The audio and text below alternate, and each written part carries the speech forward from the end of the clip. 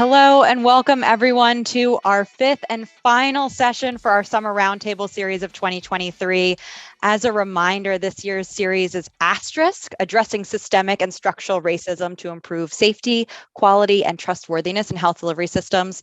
We've been on quite a journey this summer discussing race and racism in digital health and information technology, to achieving equity, diversity, and inclusion through decentralized clinical trials, overcoming systemic racism and bias in providing quality care, and last week addressing equity in healthcare access and affordability. I couldn't imagine a better conversation to wrap us up for this summer than health literacy as liberation and suppression. And I'm thrilled to introduce our moderator, Tony Nguyen, who is the executive director of the network of the National Library of Medicine, Region 1. So they provide services, programs, and dedicated support for members in Delaware, Kentucky, Maryland, New Jersey, North Carolina, Pennsylvania, Virginia, West Virginia, and DC. But of course, our esteemed panelists today represent community-based organizations and researchers across the nation who are really focused on bringing health literacy forward in community organizing and grassroots work. And without further ado, I will turn it over to Tony to introduce our panelists. Well, thank you, Hillary, for introducing me. I really appreciate that. I'd like to start with introductions of our panelists at this time. Can each of you introduce yourself and the work you do related to health literacy? May I ask Lillian to go ahead and begin? Sure. Thanks so much for having me. So my name is Lillian Mehran. I am the Senior Consultant for Outreach and Education at End of Life Choices New York. It's a small but powerful nonprofit based in New York. We serve statewide that seeks to expand end-of-life options, improve end-of-life care, and promote healthcare equity at the end of life. And so certainly in the health literacy space, we do a lot of community outreach and education around end-of-life options and rights. And that's for caregivers, for patients, for folks just kind of planning ahead. And then we also do a lot of work with healthcare and social service professionals, since I think this is an area where all of us really need a little bit more education. I know I'm learning every day. And how about Tatiana? Would you mind introducing yourself? Sure. Hi, everyone. Thanks for having me. My name is Tatiana Bustos, and I am a researcher and facilitator for, this is a long one, Equity Capacity Building Hub in the Transformative Research Unit at RTI International.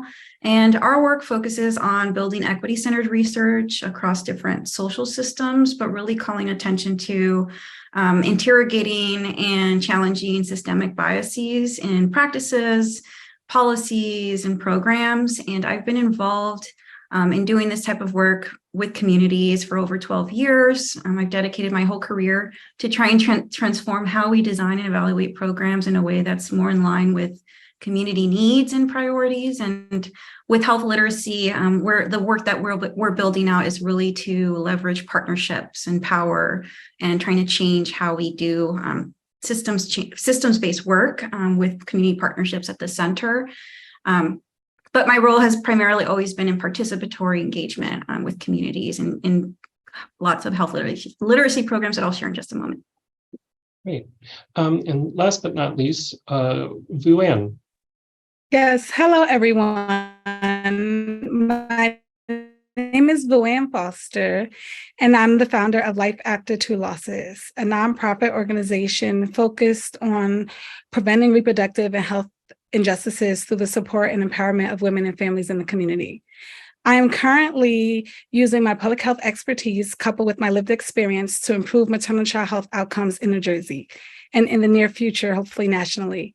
My lived experience includes suffering 2 preventable second trimester pregnancy losses and a life-threatening pregnancy-related complication that almost claimed my life.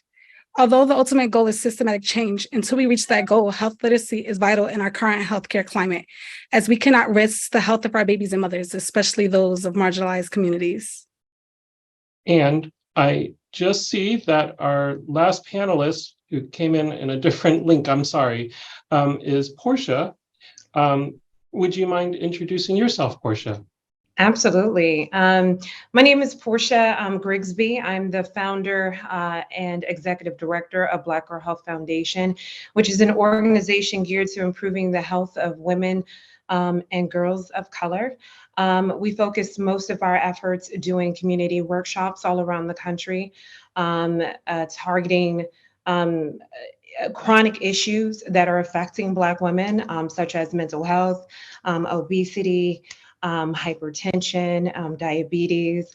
And we most recently have opened up our own outpatient mental health clinic in Maryland, and about to do the finishing touches for our mental health clinic that in DC. So we're DC and Pennsylvania. So we are currently expanding because of the overflow of patients and need, especially serving underserved Black women in the community and in the DMV area and beyond.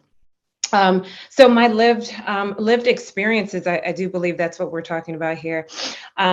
I have lived through miscarriages and battle with fibroids. So that is a big reason why I started Black Girl Health, is because I saw so many women who look like me, who were getting these compromising surgeries, hysterectomies because of their fibroids.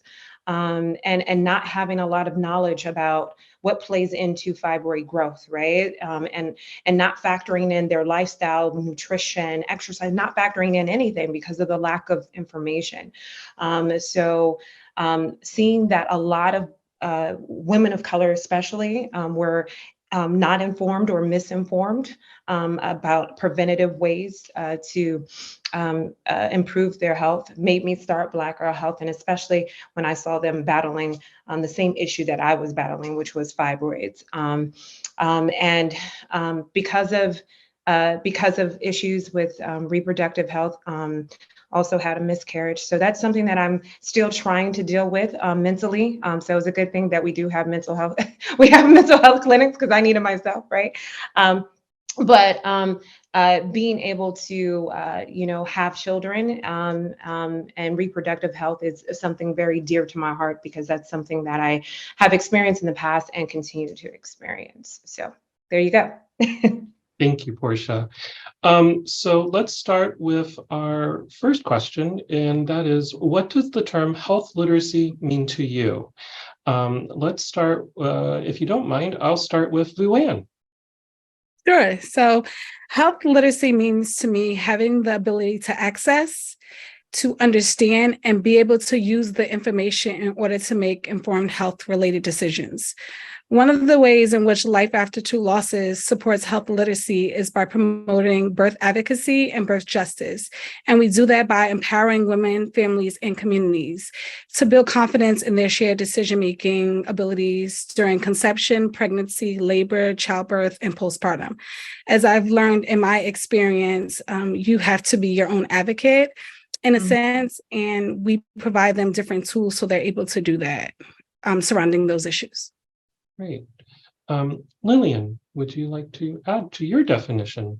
Yeah, so certainly I think our definitions overlap quite a bit. I think, as you said, Vuan, it's really about the ability to access, understand, and use health information to make health-related decisions and take action. And I would say, health is very broad. I'll just add, in healthcare, I extend that definition to mean the ability to make truly informed choices, and that means give informed consent truly and freely, and also for the ability for patients to be partners in their healthcare and not have this imbalance in knowledge and power because they're able to have health literacy. Great. Tatiana, would you like to add to that? Sure, thank you. And I agree with everything that's been said. I definitely think of it as the ability to have those opportunities to make an informed decision about one's health, broadly speaking. I think of it just from an evaluator perspective as a process too, like thinking of all the key components that are involved. Like there's a message, there is the access to that message and the messenger, and all of those things are multidimensional in the sense of, how the message is framed, who's sharing it, and what I know we talked about trust, like what trust do they have embedded with those communities? I also think about when I think about health literacy, I think about social responsibility on our end as evaluators and researchers coming into communities, developing these programs that, we're hoping will impact the communities that we want to impact. But if we have that responsibility to engage in that co-designing process.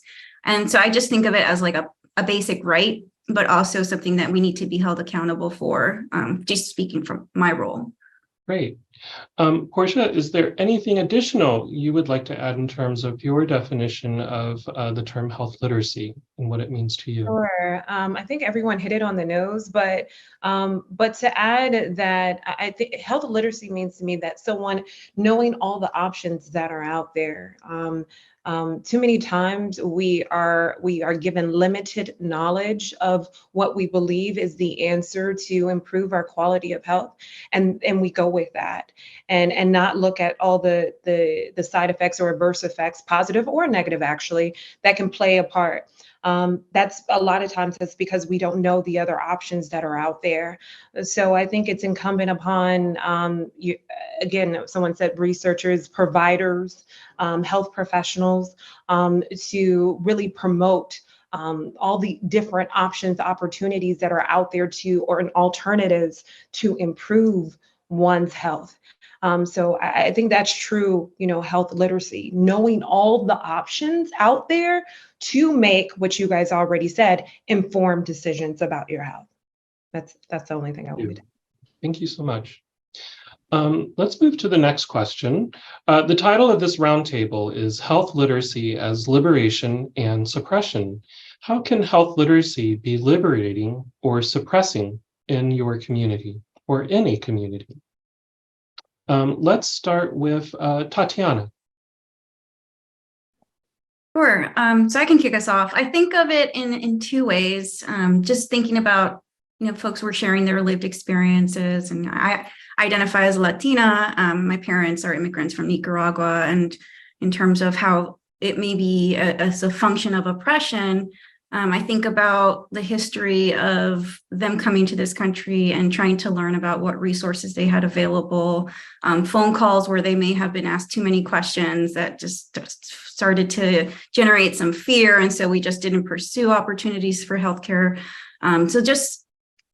And not understanding how we're able to identify what it is that we can actually obtain, like even as someone who has insurance, I read a lot and I can read between the lines, and I still don't get why my cancer prevention services are not covered.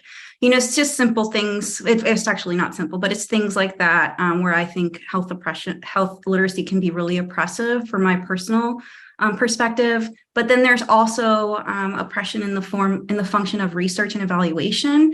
So I think of inequitable power sharing dynamics where public health practitioners, researchers, and evaluators may not be allowing communities to make those key decisions that they need to make, or be part of the decision-making processes when we're designing programs or we're assessing the merit or success of a program. I think in public health practice, we do that a lot. We're not often engaging with communities first because there's a lot of reasons behind that. But we're not determining with them what's going to work best for them. And I think that perpetuates lots of systems of oppression because we're not changing and transforming our view of communities as partners. And I think of this story when, we put in a lot of resources for public health to develop these COVID mitigation resources, right? They were out in the community. There were lots of them, but no one was using them. And we had to revisit what we had done in the first place and really start engaging communities as partners to co-design the products and services that we were distributing out towards the community. And that helped improve the use of it, even going just to a website. So it's really, and I think of that as a form of liberation where, relationships and engaging communities in that process is important so that they can take ownership of what health literacy looks like for them to make those informed decisions. And, when I say communities, I'm not saying like one community because they're not a monolith. So it's really engaging different types of communities in that process. Almost individualistically too. Nguyen, I think you would like to go next. Yes. So I kind of want to piggyback off what Portia said in the last question, which was about knowing all your options. So I feel like for me, health literacy can be liberating. As I mentioned before, I suffered 2 preventable pregnancy losses, and my second loss could have been prevented had I been given all of the information. I have a diagnosis that's called incompetent cervix diagnosis, and there's a number of different treatment plans. And the treatment plan that option that I was given for my second pregnancy was only an 85% chance that I would get to 24 weeks. But had I been given the whole scope of information, I would have went with the procedure that I have now, which allowed me to go on and carry my son to full term. So it's really, I think if you have all the options, you're able to make the best decision for yourself. It's also been liberating for me as well, as because I knew the postpartum warning signs as a public health professional, and they literally saved my life. I kept showing up to medical facilities saying something is not right. I just had a baby. My blood pressures are high. I have this ringing in my head, and I kept being dismissed over and over again. But I knew that I needed to keep showing up because something was not right. And literally the last time I showed up, I was dying. I had about 30 pounds of fluid that was backing up into my lungs. It was impacting my heart. They said I could have had a stroke or a heart attack.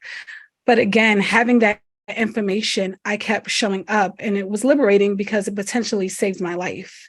And I use a lot of my public health information as well as my lived experience to educate women and families on how to use health literacy to be your own advocate.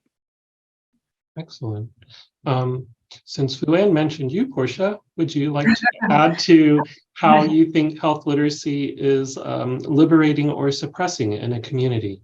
Yeah, I think it can be liberating and suppressing by not having enough health professionals who look like you to help understand the plight that you're going through. For instance, there's a shortage of mental health therapists. There's a Black therapists, and there's a shortage of Black just health providers in general. And I think when you don't when you're not able to get someone who maybe looks like you, I think there is a fear that you could be mistreated, you could be misdiagnosed, and then that steers people away from actually getting help and not going to the doctor or not, seeking a therapist. So that can be very, very suppressing. In a sense, still it can be liberating when we do have, someone who maybe looks like us and where we feel comfortable in expressing ourselves, and feel comfortable that they're going to understand, and we get get fair treatment or the right type of treatment, for whatever it may be. So I think, to me, the lack of health professionals, African American health professionals in particular, is what I would attribute to can be liberating or suppressing at the same time. Great. Lillian, would you like to add anything about your thoughts on the major theme of today's discussion? Sure. So, I think most of my thoughts have been captured already. I think just to add, certainly the lack of health literacy can be oppressive. And I would say that, historically and to present day, it's not accidental that that's happened. There have been some very deliberate actions that have been taken to put individuals and communities in the current situation where most folks do not have the health literacy that they need. I think, in terms of liberation, I don't have much to add. I think that, what we've heard so far really captures it. I will say that, an additional piece to this is there are many power imbalances in healthcare. And so before, when we were defining health literacy, we were also talking about the ability to use this information. And certainly in healthcare, which is where I tend to be more focused, use requires both, clinicians taking actions and patients taking actions. And so I think, where there could be continuation of oppression is even if someone has the knowledge that they need to make informed choices, if they continue to encounter these power imbalances in these systems, that's going to be a real barrier to moving forward. And so I really see that as looped into this as being integral to this work. And yeah, I think, certainly, I think that's one area where the liberation may start to hit a barrier. And so I think that's something we need to be mindful of too. Great. Would I be able to piggyback before we go to the next question? Go ahead, Nguyen. So again, I'm so sorry to piggyback off you again, Portia, but she mentioned a great point about just mental health and patients. And what I've seen, Life After Two Losses offers grief support as well.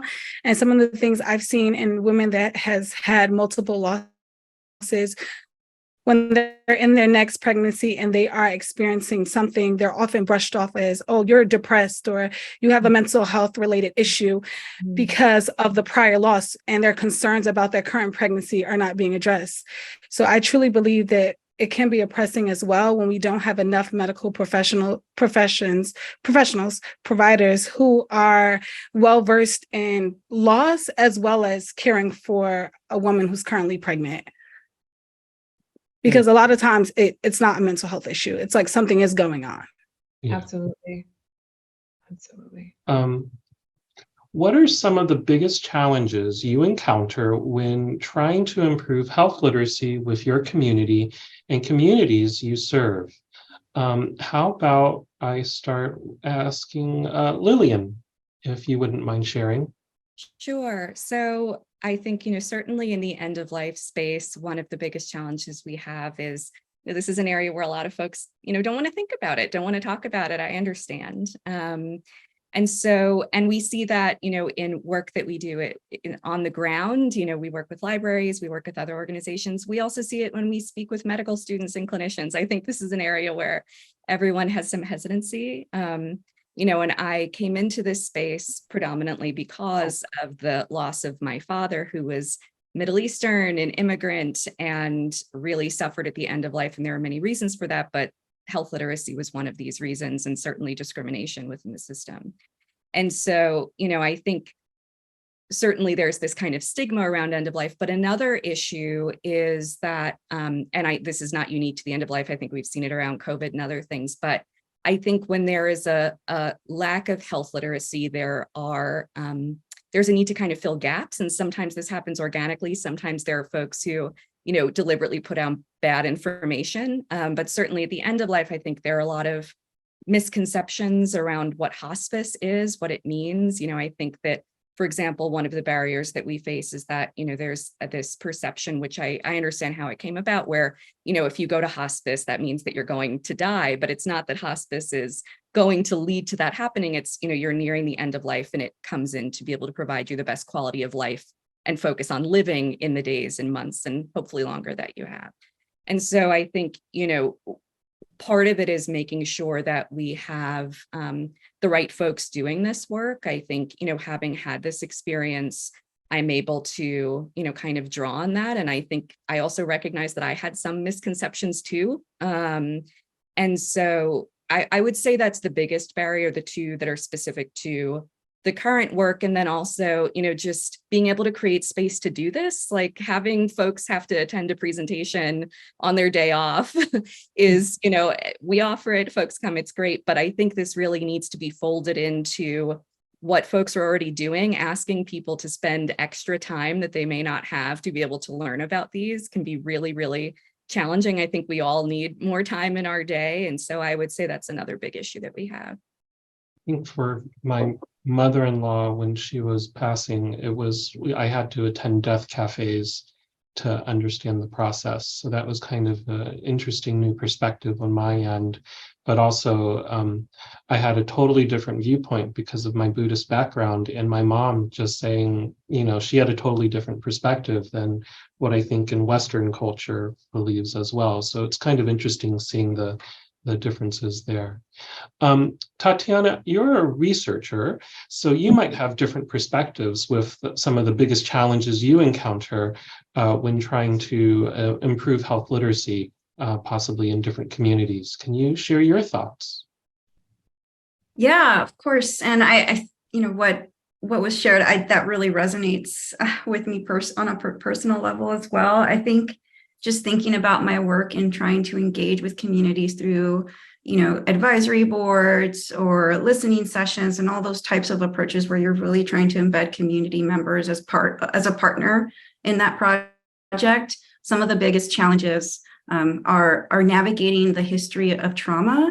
And I don't mean history of trauma that the community holds, but really, which is in and of itself fair, but it's really what your identity as a researcher and or evaluator or practitioner brings with it. So something that I've learned is that I used to be a government evaluator, for example, and I was doing a community engaged project, but there was a lot of hesitation and, people did not want to work with me at first. And I realized that me coming into this room, like who I'm bringing is not just me. I'm also bringing the history behind me, like behind public health and behind research, which can hold harmful and traumatic connotations to a lot of community members. And I think that is a challenge in and of itself, because you really have to take the time to rebuild that trust, that harm that has already happened in the past. And that takes a lot of time and relationship building and a completely different way of working and creating those projects, that co-designing process. So I think that's a challenge, but also an opportunity to change how we do our work. And then on the other end of that, that's really tied to it, is mainstream practices, like how we typically do our work, so I know a lot of folks who, in terms of researchers and practitioners, who just, this is how we do it. This is how we've always done it. Why would we do it any differently? And that becomes a challenge for me, because we really need those adaptations and flexibility and basically transforming our process so that we can be in line with the community and their commitments and concerns. And again, bringing in that partnership lens to the work.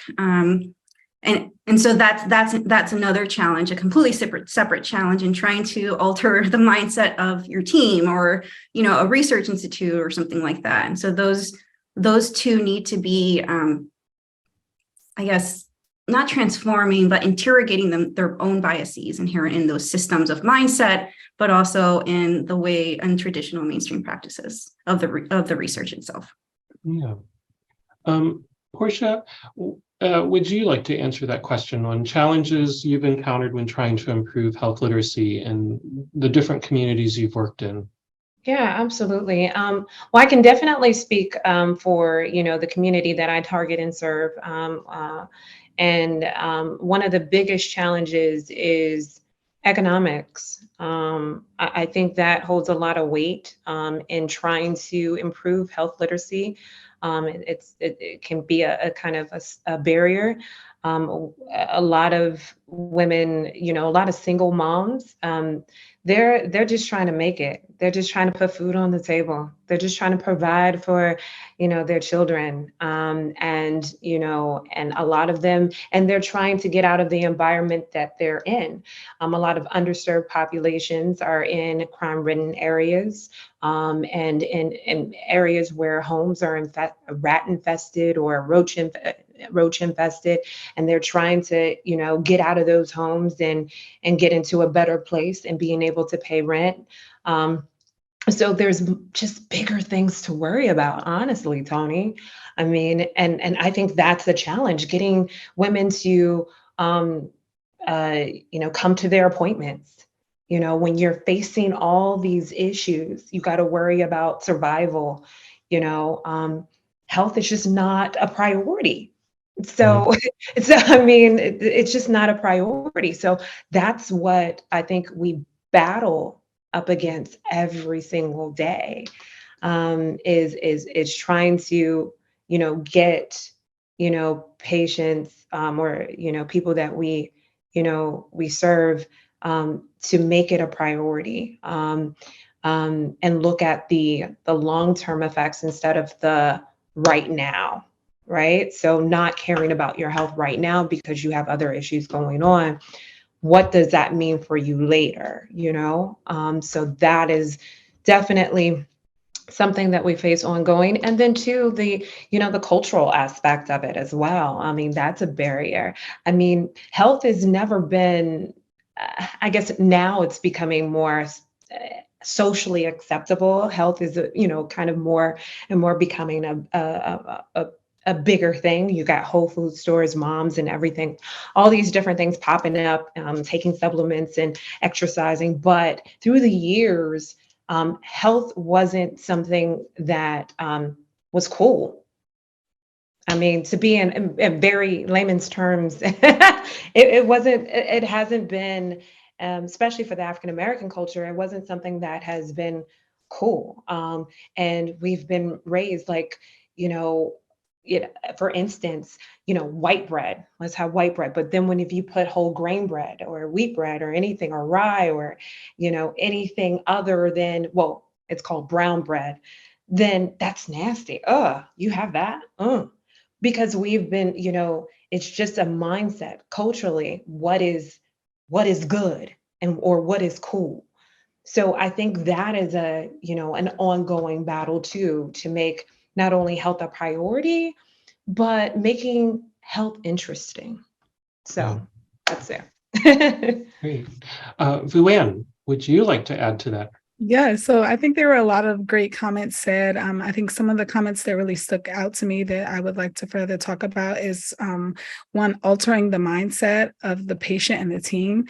So prior to my work with Life After Two Losses, I worked in healthcare administration. And one of the cool, fun jobs I had the opportunity to do was being a part of a pilot program to better advocate for patients. And I think one of the struggles was the patients didn't know that they had rights, that they could, they just didn't know. And then similar to what Tatiana had said, when I first became going around rounding in the ER, talking to patients, the medical providers was like, who is she? Get her out of here. We don't need her help. They were very against it. But when I started to change the culture of the emergency room, they soon started to see that I'm not an enemy. Like, I was there to make things better for everyone, not just the patients, but the staff as well. So I think that's been like a huge challenge. It's just changing the mindsets. I think they talked about too, like putting health first. I only learned about really making my health a priority when I ended up in a situation where I needed to make my health a priority.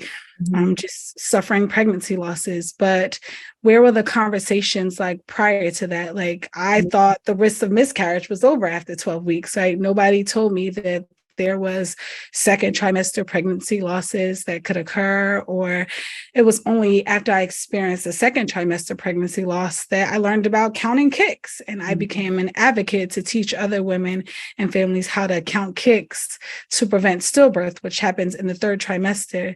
So I think those are the challenges. And I would also say providers unwilling to allow patients to be a partner in their care.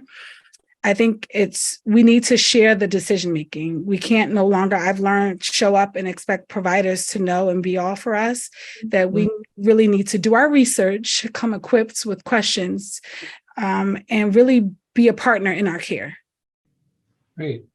I know we have two other questions, but I think this has been brought up by all of you, actually. So before I move into the next question, do you have any tips on changing mindsets, either within your own communities that you worked with or with researchers or health professionals? So I have done this with my mom. English is her third language, actually. So it was difficult when she was diagnosed with breast cancer, and I had to fly in to help her out with translating and doing things with her. But how do you change mindsets? I can answer that if it's Sure. okay. So most people will think I'm crazy, but after my second loss, I marched into my doctor's office and I basically said, I am not leaving. And he said, I appreciate that, because most patients would leave. And I said, if I leave and go to another provider, that really doesn't change the situation at hand. We need to work together to figure out a treatment plan for me so that, again, if another patient comes to you with this condition, you would know what better to do. So I had did a lot of research. We had included other professionals in the fields, and we came up with a treatment plan, and that was to get abdominal cerclage And my provider did not know how to provide that surgery. So he sat in on my surgery and learned how to do it. So just in case other women came in his office with the same diagnosis that I had, he would further know how to treat them. I also had very hard conversations with my providers, and I would blatantly say, like, I don't feel I'm being treated right in this situation. And really just showing the providers that I'm a person behind my medical record number or anything, that treat me as if you would treat your mother, your sister, and really like pulling at their heartstrings. Because so often they're seeing so many patients, you just become another chart, another number. So for me, pulling at their heartstrings really allows you to change the mindset. And I will say, the first time my mom like met my doctor after my first loss, he kind of just was like, this is over. And my mom was like, he's the coldest, heartless person I ever met.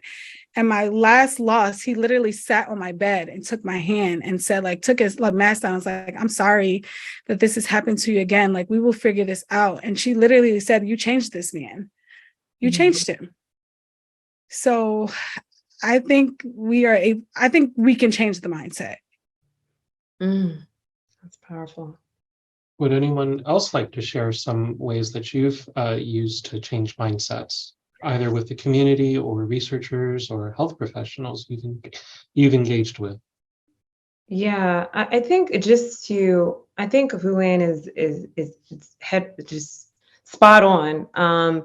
One thing I would like to add is not just us, taking control of our health and providers being more caring and understanding and empathetic to the, concerns.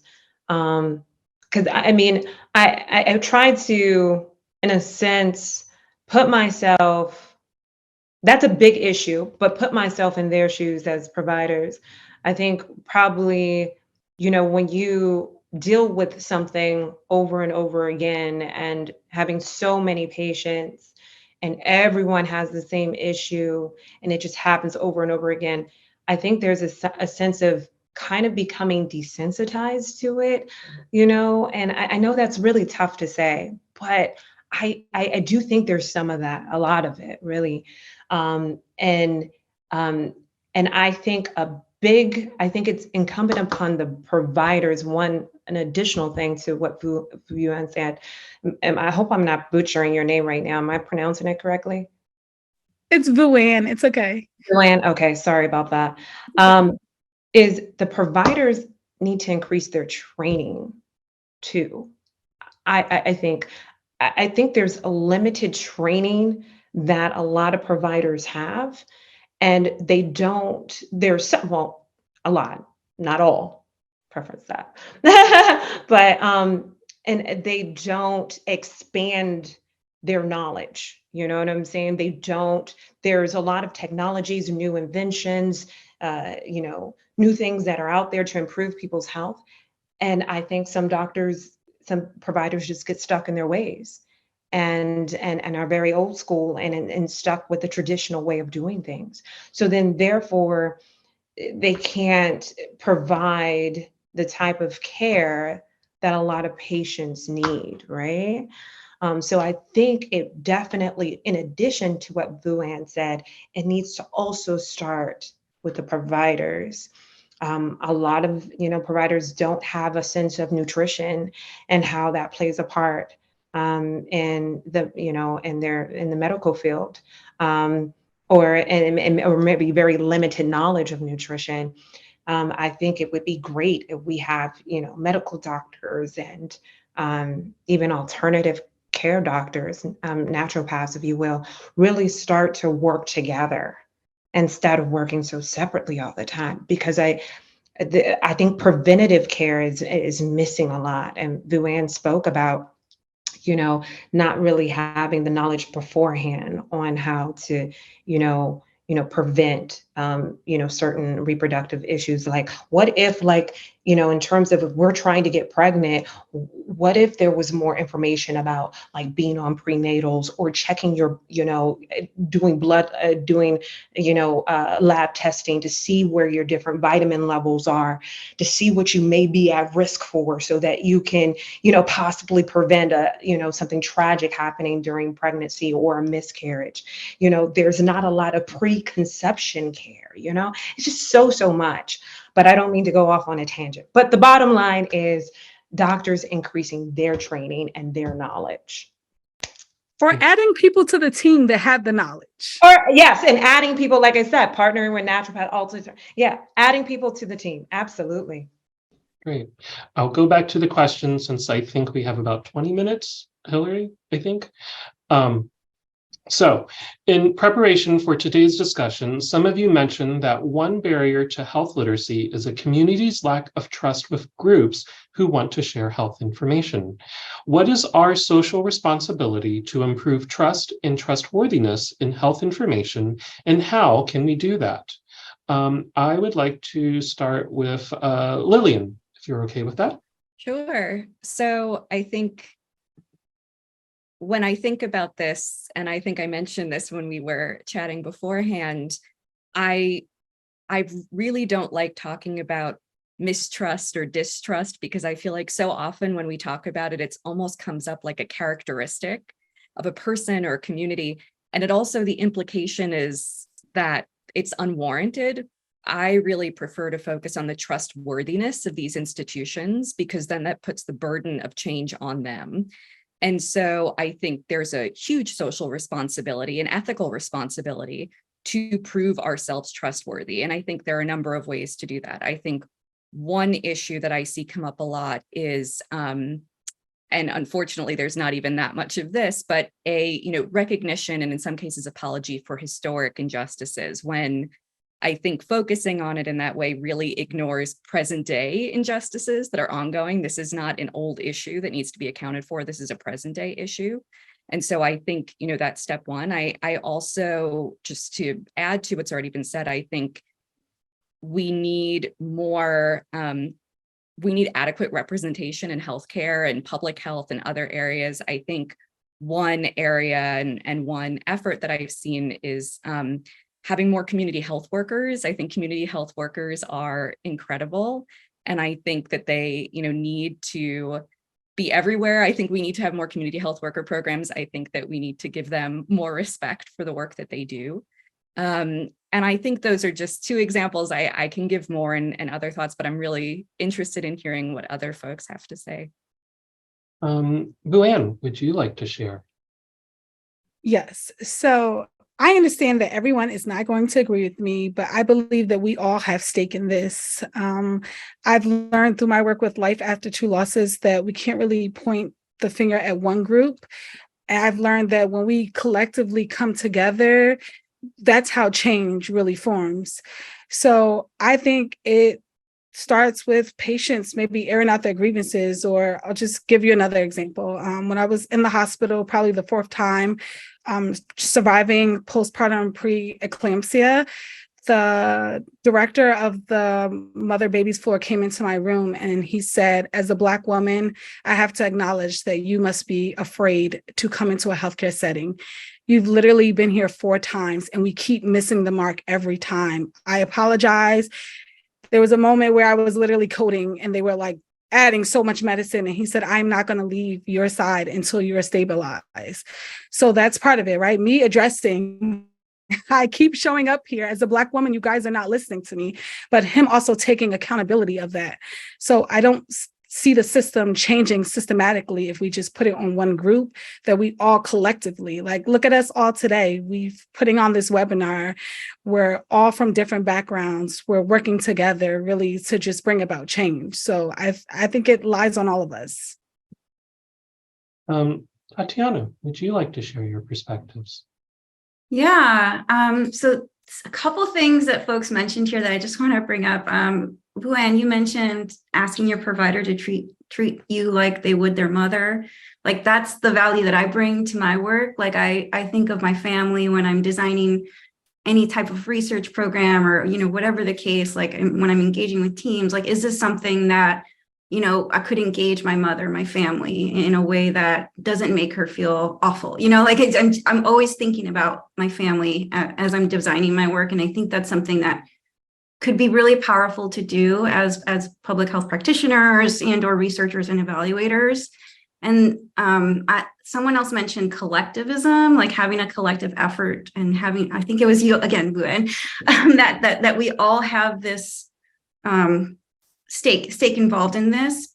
I also think that we have to have a collective commitment to really understanding those biases that we hold, like Lillian mentioned, of, we all play a key role in perpetuating certain forms of oppression because we just function in that system. Like, we're all part of the system. We are all responsible. And so we really need to have a collective commitment to equity, to trying to change the way that we do things and really recognizing that we hold biases regardless, and it's a responsibility for us to be conscious and interrogate those biases, because we may be typically holding dominant worldviews and not listening to our patients or community members because we think we know better.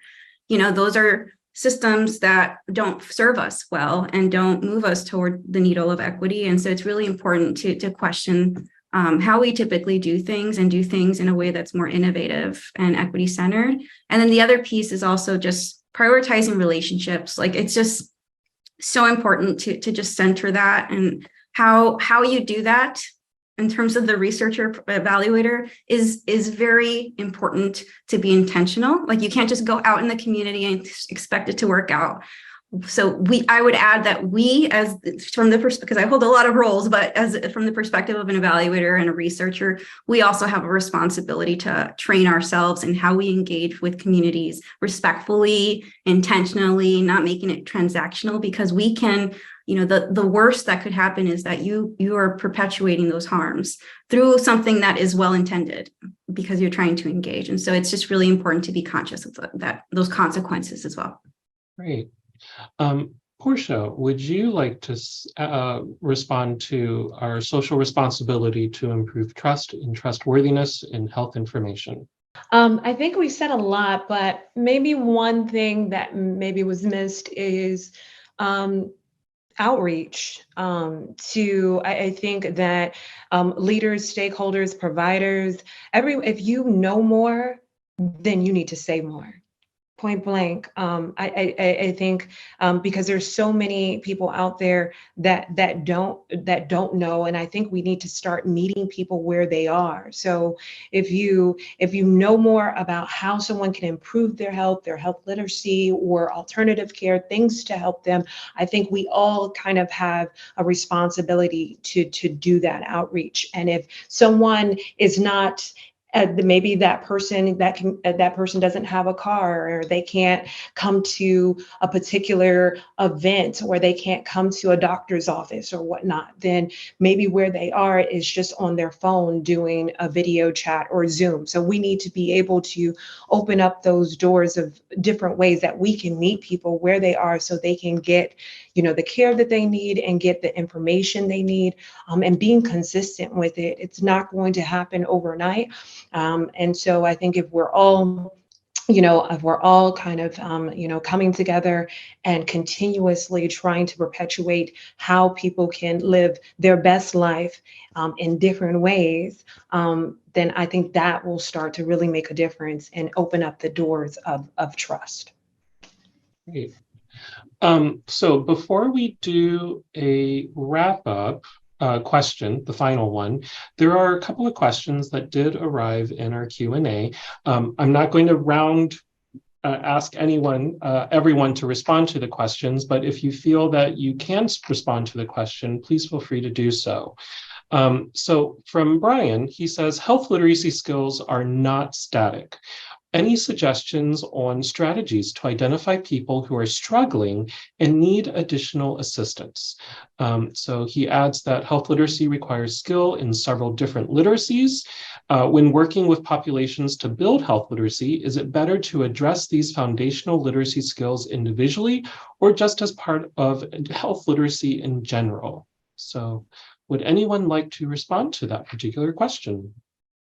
I can provide some insight. I wish it was still there, but I think my thoughts went, and I think Lillian mentioned this, but community health workers really helped out our department, public health department, in terms of trying to figure out what COVID mitigation resources they needed. And that was constantly changing, in terms of the policies that were happening and how often they wanted to be communicated with regarding COVID. And so having people who are directly connected to the community to be able to relay that feedback to you direct from the community is really powerful. In terms of the foundational skills individually or just in general, like I really believe in tailoring to the needs and concerns of the communities that you're working with. And that is a lot of work. I think it makes sense to be strategic about foundational skills just to reach a broader audience, but where change can really happen is in tailoring to the needs of the specific community that you're trying to support. And oftentimes for me, I found it to be more individualistic because things that I've shared with my sister-in-law have been entirely different than what I've shared with my own mother too, based on their knowledge and slowly building upon it each time. So at that point, some things need to be individualized for them specifically. So let's look at the second question that was there. Can you specifically address the issue of health numeracy? So much healthcare decision-making involves trade-off with different probabilities, but we have a population with limited skills in thinking about what probabilities mean. I find this as a hidden source of oppression that most clinicians simply do not comprehend. Would anyone like to share their thoughts regarding health numeracy? I think there are kind of two sides to this. One is, I think a lot of the time information is relayed in a way that is more complex than it really needs to be. And I think, I have a doctorate in public health, and sometimes I need to sit down and really think through what this means. So, even having certain, education does not necessarily make this easy, especially when you're upset about information you received, you're trying to make a big decision. And so I think, one, we need to be more thoughtful in how we're even talking about these issues and these details. So I think it doesn't need to be this, I think it could be relayed in a different way that might address some of this. I know I would appreciate that a lot of the time in my own healthcare and health. And I think, from the other side, and I think this also maybe touches on the previous question that you shared, Tony, I think, having some of these just very foundational skills they're helpful. And I think, I see this as being something where it's not that, you're constantly gathering new information as it comes and you're having to kind of relearn the foundation, but once you have it, you're able to interpret information differently in a way that's beneficial to you. So I think it's about being able to understand new information as it comes up. But I think, it also touches on what you were saying about individual communication and how I think certainly when it comes to, for instance, a particular path for medication or whether someone needs surgery, I think, that needs to come up in the context of a relationship and conversation with that particular person. And everyone approaches things differently and everyone works through information differently. And I feel like that, doesn't totally answer this question, but those are some thoughts that I had with regards to this. I have a quick thought. Oh, go ahead, Nguyen. That's okay. So I think sometimes as like a public health professional, we use a lot of statistics, and sometimes the statistics really do not point a picture to what that actual person deals with. For example, 21,000 stillbirths happen like per year, right? But there's an organization I know that went outside the White House and laid a bunch of blankets down to represent the amount of stillbirths. Mm-hmm. When you look at it from that point of view, you're looking at it like all those people went home without a baby. But I think sometimes the statistics are they're important, but it doesn't allow you to connect. Mm-hmm. I think that's where the issue is. So I'm not sure if I answered that question, but that's just my thought. And I think for me personally, when it comes to health numeracy, one of the things that occurred when I'm talking to my doctor is certain numbers for me are high, but he looked over time and say, but I think at the same time, this is your normal. And a lot of the numbers that they say are normal are primarily for white males, not necessarily specific to your ethnic background. And I don't have enough data to support that. So this might actually be your normal, but we do want to keep an eye just to be a little safe, but you feel perfectly fine. And we did all the tests and everything looks normal on that end. So I think it's one of those things that you need to be educated on and have the experience to talk with the doctor as well about some of these things, or your health practitioner that you're involved with. And it's another good reason why there needs to be that partnership in care with medical providers and other like functional doctors, because a lot of how we read information is different across the board. Not only, could a level be your normal, but there's a lot of different issues that could be attributing to why your blood level is the way it is. And sometimes, traditional doctors may not have all the answers when it comes to that. But if we work together with other doctors of different specialties, then sometimes we can pinpoint what is really truly the cause of that symptom, or why this level is looking like this, so that we can make informed decisions about that person's health and treat them the way they need to be treated. So just to add to that. So let's wrap up today's roundtable. Can each of you share one key takeaway you would like our audience to remember about today's discussion? Let's start with, I hate calling people, I'm sorry. Lillian, you're first. Sure. I think for me, one key takeaway is that health literacy should not be seen as an add-on program. A lot of the time that's how it comes up, but this is really integral to health and healthcare. I think this is a justice issue. This is an ethical issue. And that to kind of go off of what Nguyen, you said earlier, I think, we all have a role to play in improving this, but I think, also when it comes to systems and power, that we really need to be, and being within those systems, we really need to be dedicating resources to working on this, that this should be prioritized. Nguyen, can you go next, please? Yeah, so as I've been saying, we all have stake and we all play a role in our healthcare system. Health literacy empowers you to just be your own advocate. And I've learned from my own experience of being my own advocate that it potentially saves you, your unborn child, or someone you love. So be your own advocate. Great. Thank you for having me. Portia? To piggyback, taking control of your health. A big takeaway is also, I think Nguyen mentioned, just caring for others the way that you want to be cared for. I think if we all start to add more feeling in the mix and not just numbers, like another patient, another person dealing with this issue, and actually looking at that person as someone that a loved one, someone close to you, then I think we can start to to see change, because we have feeling when there's emotion in it. So I think that is a big part for providers, and also, again, taking control of your health. So yeah. Everyone's mentioned empathy at some point throughout the whole conversation. Let's wrap up with Tatiana and your thoughts.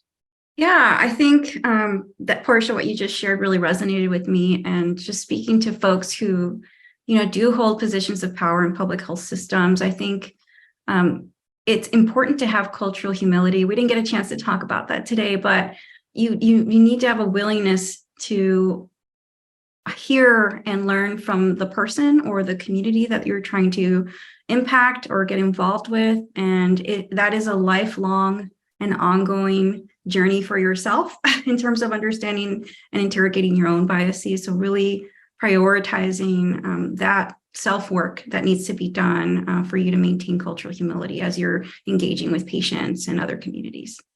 And thank you for having me. So thank you, Lillian, Tatiana, Nguyen, and Portia for sharing your insights. And thank you, Hillary, for inviting all of us to host this session on health literacy as liberation and suppression. I will pass it back to you, Hillary. Thanks so much, Tony. And thank you for leading today's discussion. Again, Lillian, Tatiana, Nguyen, and Portia, couldn't have done it without you. And thank you so much for your bravery and sharing your stories and all of the experiences that you bring to make sure that health literacy truly can be liberating, not only for each of us on the call today, but for those moving forward. The conversation doesn't end just because our summer series is over, and looking forward to continuing the discussion with all of you and those who attended today's discussion in the future. So take care, everyone, and thanks again for joining us for today's roundtable.